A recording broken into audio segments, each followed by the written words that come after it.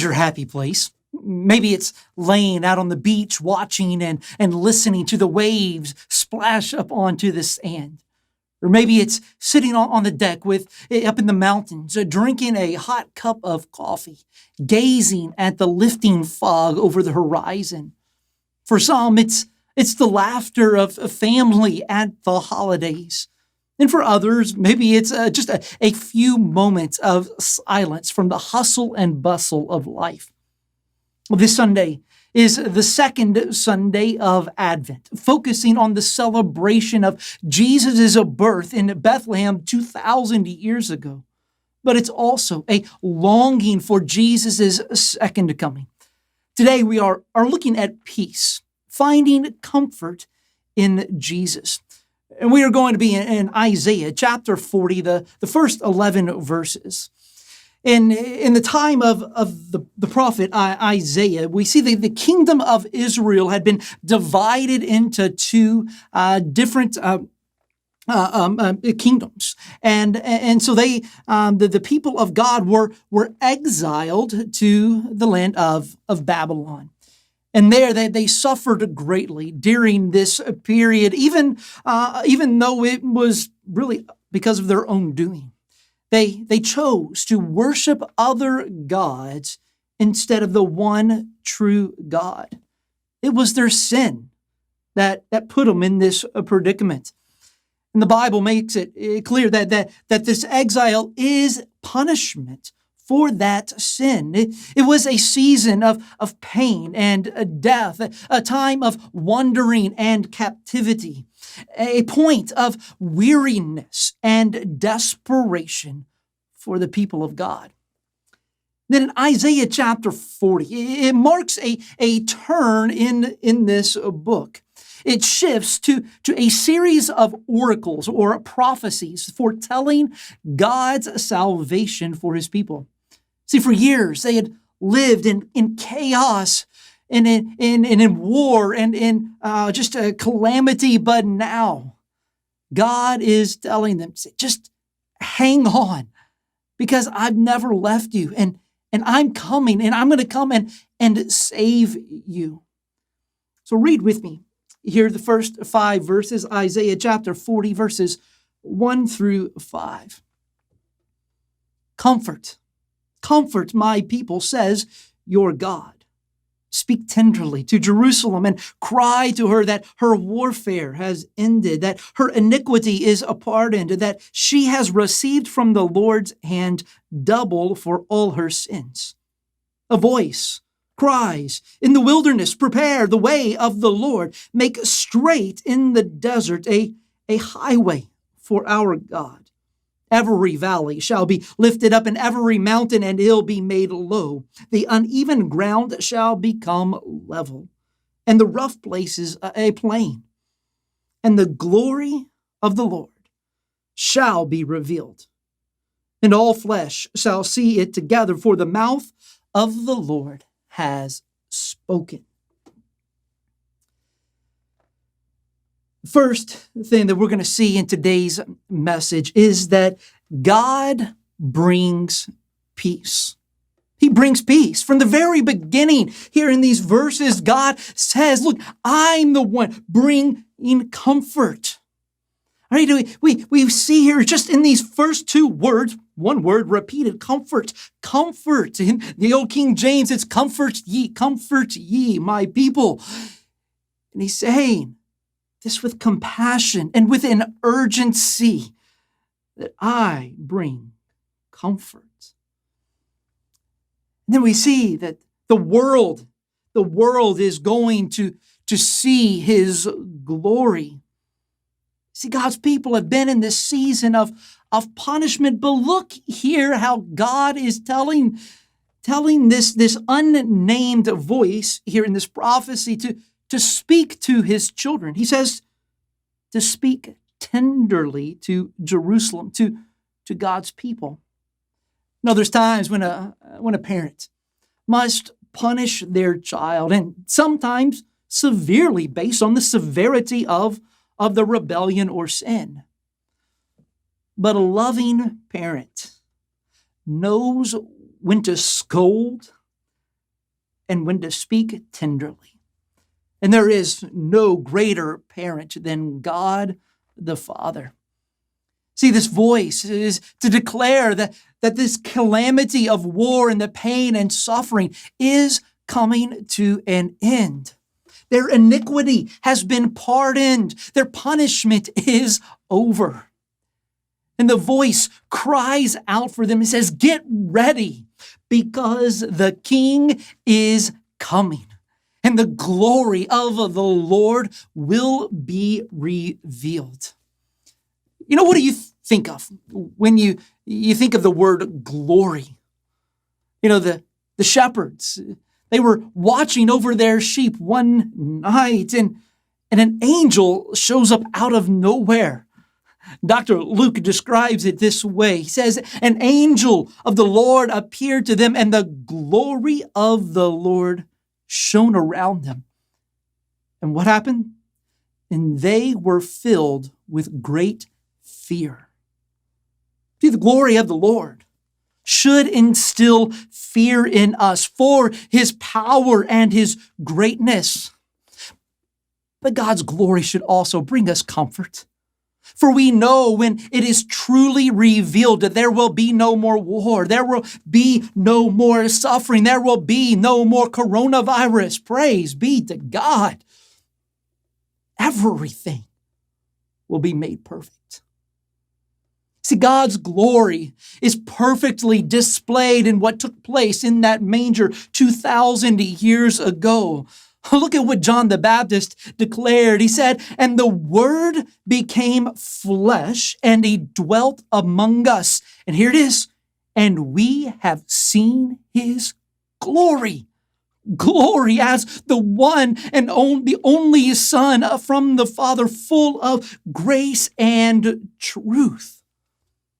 Jesus is the glory of God.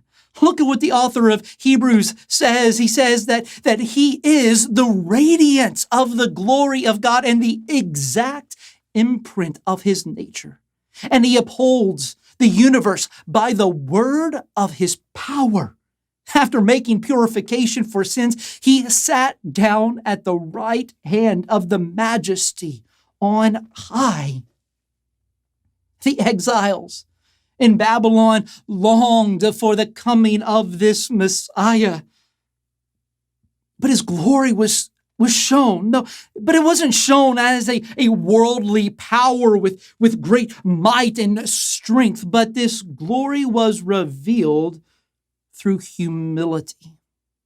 Look at what the Apostle Paul writes in his letter to the church at Philippi. He says, and being found in human form, he humbled himself by becoming obedient to the point of death, even death on a cross. Therefore, God has highly exalted him and bestowed on him the name that is above every name, so that at the name of Jesus, every knee should bow in heaven and on earth and under the earth, and every tongue confess that Jesus Christ is Lord, to what? The glory of God the Father. See, unlike though the Old Testament Hebrews, we are on the other side of this incarnation of God, the birth of Jesus. You see, our faith isn't in what took place in the hope of what might take place in Bethlehem. No, it's in what already took place in the life, the death, and the resurrection of Jesus. You see, we cling to the promise that God's glory will be fully revealed in Jesus' second coming. The Apostle John describes the glory of the Lord, of his second coming, this full revelation of his glory in the book of Revelation, chapter 21, verse 23. And we read, it says, and the city has no need of a sun or moon to shine on it, for the glory of God gives it light, and its lamp is the Lamb. Oh, when that day comes, Thomas Edison's invention will be obsolete when God's glory is fully revealed.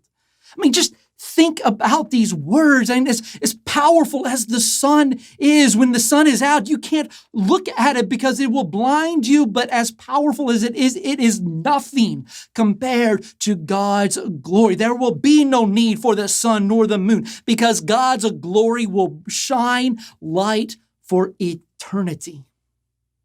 And that brings us to our second point, is that peace is eternal.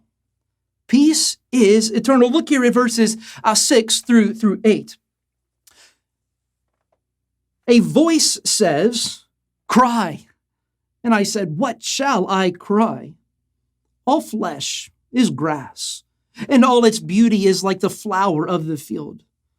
The grass withers, the flower fades.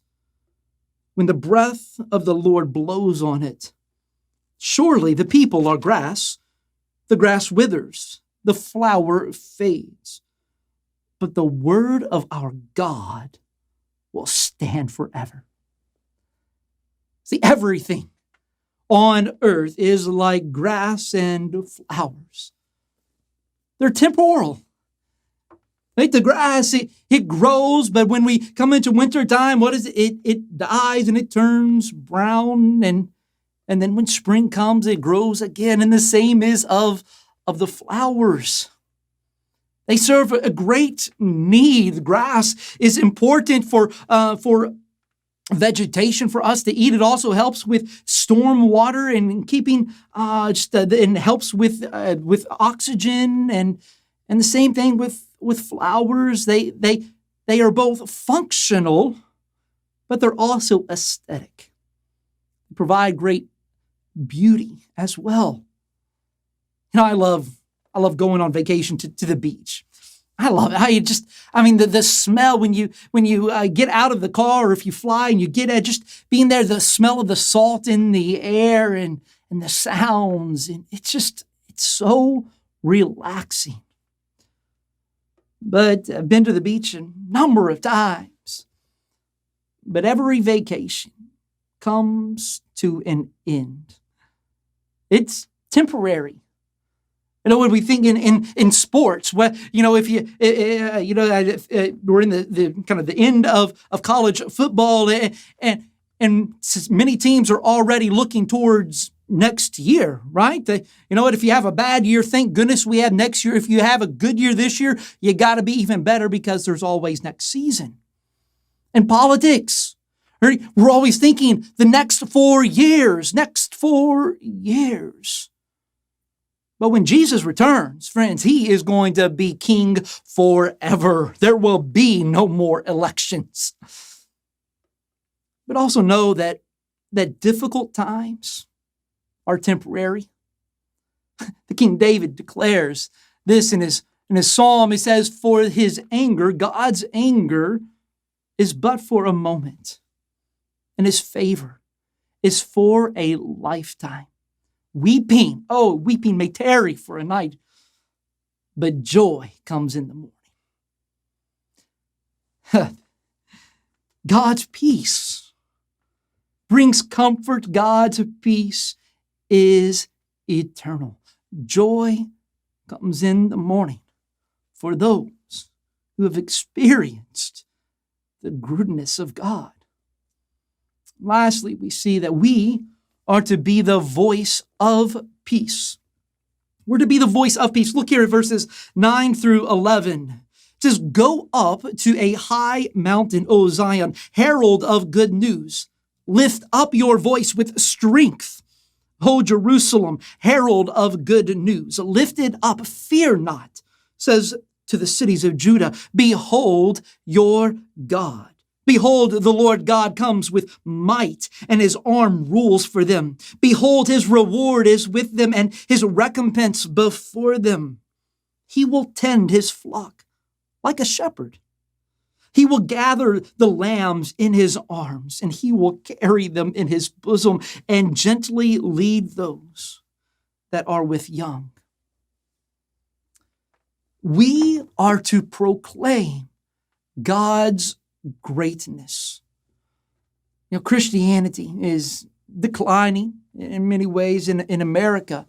fact, I just saw a study done the other day that kind of shows that Christianity is growing far more in Africa and in Asia and South America and these other places, whereas in the West it is on the decline. And when things tend not to be popular, what's our tendency? We tend to keep silent, don't we? Because we don't want to put us out there if other people may not agree with our thoughts. If you're with friends and you're kind of a group of friends and you're talking about the newest movie that's come out, and obviously that's not happening right now, but you're talking about this movie and you saw it and you're like, man, I really like that movie, but somebody else speaks up first and they're talking about how much they disliked it, how bad it was, how the acting and the special effects, it was a bad movie. Now, in your mind, you're thinking, okay, but this is this is probably one of my favorite movies. But what do? Most of the time, you're probably gonna stay quiet, or in some other cases, maybe you even just lie and just to go with the others and say, yeah, man, this was a bad movie. Look, we've all done it. In fact, we're in good company if that is you, because even the Apostle Peter stood quiet when he was asked about Jesus. Not only was he silent, but he verbally denied Jesus 3 times. But more than anything else that we do, no matter whether it's popular or not, we should be sharing this simple message of the gospel. Like, it's not complicated. It's not difficult to learn, but it does require courage and faith. So what is the message that we are to proclaim? Well, look here in Isaiah 40, verse 10. At first, we see that Jesus is coming as a conquering king, right? It says, in his arms, he comes with might, and his arm rules for them. We also see that Jesus is wealthy beyond our comprehension. What the good news is of his wealth is that he shares it with those that call on him. But we also see in verse 11 that he comes as a tender shepherd. God's glory will be shown. It was shown when he was Jesus' birth. God's glory was displayed through his life on earth, and it was displayed through his suffering death and his glorious resurrection. Jesus, his second coming, the coming that we long for, where he will bring peace, it's not going to be a negotiation. No, he is going to come as the righteous king. He is going to come with all of his might, and he is going to come with all of his richness. But for those who have trusted in him alone for their salvation, he will come as a tender shepherd. I love the language here. It says he will gather his lambs in his arms. He will carry them in his bosom and gently lead those that are with young. Many of us enjoy the comfort of the gospel. I know I do. In these days that we're in right now, I cling to the gospel even more. But the gospel was never intended to just be enjoyed. No, it was intended to be shared. And the good news is that we receive even greater joy when we share it. Right now, basketball season's coming on, and if you kind of read some of the challenges with college basketball, is you've got young guys that are coming and they're used to, or their desire, the freshmen, is to play in front of large crowds, or the upperclassmen are used to playing in front of great crowds. Why? Because the greater the number, the more special that it seems. And so now they're in arenas that are either empty or just with a few fans, and it's quiet, and it's hard to get excited for something that really nobody's going to be a part of. See, the Christian life was never intended for us to keep quiet. It is far more enjoyable when we invite others to follow Jesus. So the question, and I want to leave you with, is right now where you are, December of 2020. Where is your joy? Where is your peace? Where do you find comfort? Is it in our current circumstances? Is it just in where things are now? Or do you find it in Jesus, the Prince of Peace? And the follow-up to that is, things aren't going real well right now. Things are challenging, and I know they are for pretty much everybody. But how often are you getting out there, sharing the greatness, the glory of God with others?